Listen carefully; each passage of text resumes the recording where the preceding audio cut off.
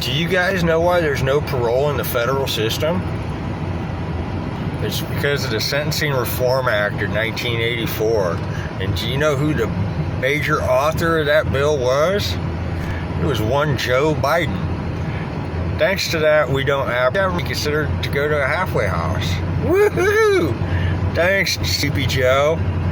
I'm not really political because I think that both parties are shit and they don't do anything for the people but give you this illusion that there's some difference between one or the other parties. I mean, if you know anything about history, Democrats and Republicans are from the same party. Up until shortly before the Civil War, it was a Democratic-Republican Party.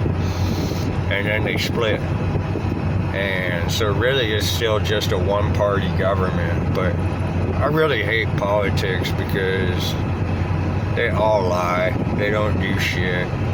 And the laws are just in place to keep the prison industrial complex in power, and the rich get richer and the poor get poorer. And until people see through all that shit, ain't nothing gonna change.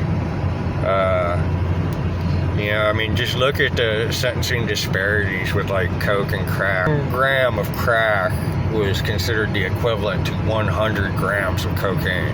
That's insane. And what that was for was to target the predominant users and dealers of crack cocaine who were African Americans.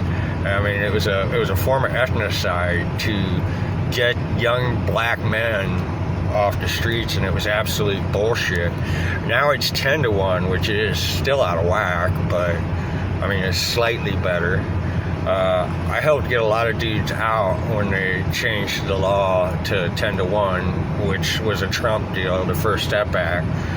But Trump came out first being really pro prison reform because of Jared Kushner, and then that just kind of fell by the wayside. Prison reform was going to be a hot thing, and then he dropped the ball.